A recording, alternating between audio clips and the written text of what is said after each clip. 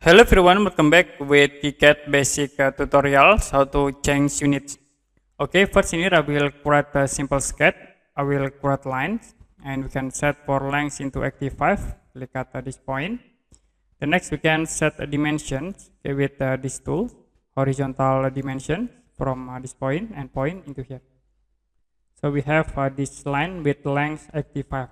If you want to change these units into inch, okay, you can click in edit, go to drawing preference, and you can click drawing units in here. You can change like into inch, also in here into inch, and measurement into imperial. Next in dimension settings, you can set from a decimal into engineering. If you done, you can click apply and OK. So the dimensions units will be changed into inch and feet. You can see in here. Okay, that's it. How to change units in QCAD.